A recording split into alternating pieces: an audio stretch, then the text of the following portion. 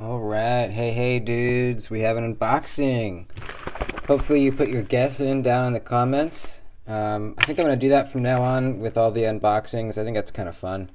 I'll in the thumbnail I'll put, a tiny part of the knife visible, and then you guys can guess and see what you think is in here. So best of luck to everybody. If you get it right, you get a shout out on my next video. Rob actually got it last time. He freaking nailed it. It was the Civivi Chevalier. So, if you're watching the video, go ahead and hit the subscribe. Why not, And also, if you're a fan and you want to know what's going on in the channel, when there's going to be live events, when there's going to be giveaways, follow me on Instagram at duties_daggers. Let's freaking get into it, man.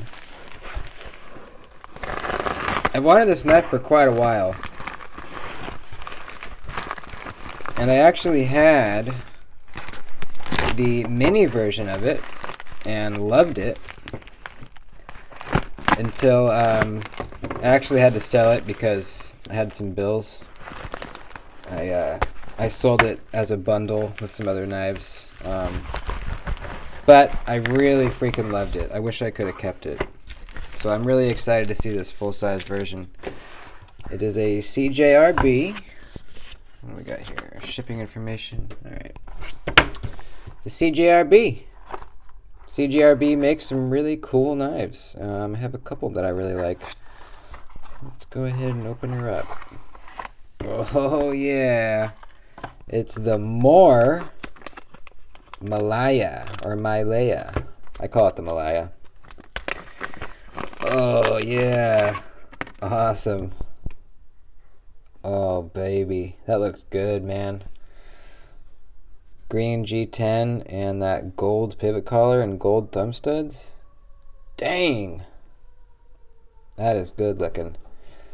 So CJRB, well, not CJRB, actually Swags, you can see her right there, designed the Malaya, which is the small version of this, and I got it and loved it. It was a small knife. It was probably around this big.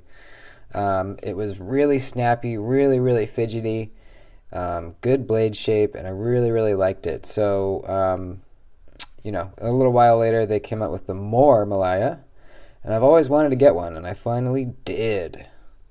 So on the outside of the knife, we talked about the pivot collar, love that. Good texture on the G10.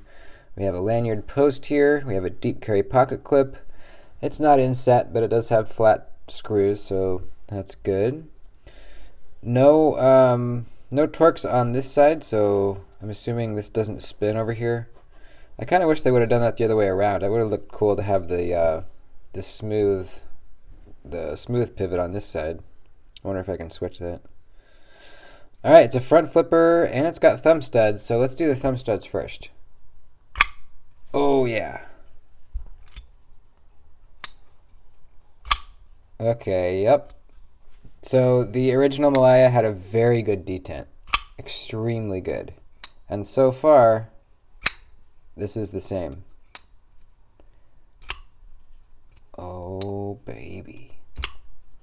Alright, well, reverse flick is not great. Oh, I can get it. It's really smooth. I can tell it's going to break in even better as time goes on. I wish they would have wrapped the jimping around the top of here. I might even cut some of my own jimping into that, because that makes it so much easier. You can see I'm kind of slipping off there a little bit. But that makes it so much easier to front flip when you have that fine jimping that wraps around the top here. Ergonomically, oh yeah, okay. Yeah, ergonomically it's pretty dang good. I don't feel the pocket clip. It's an interesting handle. Very thin here and then swells to pretty wide out towards the back here. But I mean, you can hold it back here or you can choke up. There's plenty of room here to put your finger. So that's great. And even in the choked up position, I have my middle finger kind of in this groove, and then my, pinky and whatever that finger is, ring finger, there, and then the pointer finger up here. That's pretty good grip. And then choked back, it's even more comfortable. My hand just falls right in here. My palm is filled up by this area. So yeah, either way, pretty dang comfortable. Let's see how the edge is. It's pretty decently sharp. So the blade steel on this is CGRB's AR RPM 9, which is their own steel that they made or put together, came up with, and it's pretty darn good. I've been pretty impressed with it in the past. I've owned it on a couple different knives, and it's good. So that's great. Yeah, see, I'm slipping off the top of that front flipper. I really feel like I probably will cut some jimping in here. I don't think it'll be too hard, because that will really improve the knife. But the front flipper works great. It just needs that jimping. Let's see, can I do this? Yep. Yep. I can do the over the top. Yep. So it's an inset liner lock, which is pretty cool. You can see it has this little slot milled out here that it falls into when the blade's closing. So that's kind of cool. Nice little touch. Kind of keeps the knife much thinner when you can do it that way. Let's see, we got full liners inside. It's not a super heavy knife, but it does have a little bit of heft to it. It definitely doesn't feel, so light that it feels cheap. So that's great. Let's see how the detent sounds closing. Pretty darn good. The small one was I think it was even more clicky than this one is. I feel like the detent on the small one was a little bit better. But it might just be because this is a heavier blade, so it just feels a little more sluggish. But it's still a great detent. But the one on the small one was just so good. Cool. I'm liking this. I think, would you call this a reverse Tonto blade? It's almost like a sheep's foot / reverse Tonto.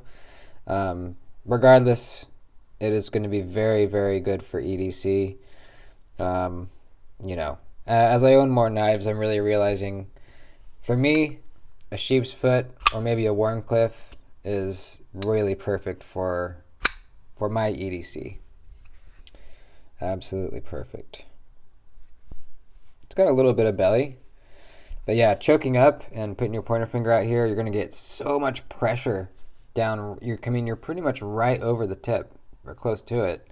You're going to get a ton of pressure doing your draw cuts like that. Oh yeah. Is it pretty thin down at the edge? Let's see. Not super duper thin, but relatively thin. The blade stock is relatively thin. I think this thing's going to loosen up, or not loosen up, but smoothen out. I can already feel it. You know how you can kind of tell when a knife is just a little bit gritty because it's new? That detent hasn't worn in its path yet, probably. But this is going to be a very smooth knife. It's on bearings. Yep, I'm liking this thing. I'm really liking this thing. This is going to be a really good kind of medium-sized carry. Absolutely. They sell a couple different versions. There's one with a black coated blade, different colors on the thumb studs and pivot collar. Let's see how it is left-handed. Yep. Can I do the front flip? Absolutely. Reverse flick. Oop. Absolutely. Yeah, I'm liking this thing. Man, I wish I had the small one here to compare. Access to the liner lock is not great. They do give you a cutout there, but it's just so thin in here that you're kind of digging in there a little bit to disengage. Not awful, but they could have made that cutout a little bit bigger. Cool. Love it. Sharpening choil. Good amount of space in here. Love to see that. They could have made it even a little bit bigger so my finger could like fully get in there. As it is now, my finger kind of rests on the scale here a little bit. But, actually, yeah, it could be a little bigger. I might even do that too. Wouldn't that be cool? Just enlarge in this area a little bit. Yeah, I think I'm gonna do that. It's a cheap enough knife to where, you know, I wouldn't feel awful if I messed something up. It's 45 bucks, which, you know, I don't have 45 bucks really to spare per se, but yeah, I just think it would be so much better with jimping around the top here and a wider finger choil. Yeah, then it would be really the ultimate. Cool. That's it. I have another knife coming this afternoon that I'm very excited about as well. So I'm not sure if I'll upload that today or tomorrow. Probably tomorrow, but keep your eyes open for that. Thanks for watching. I'll see you in the next video. Adios.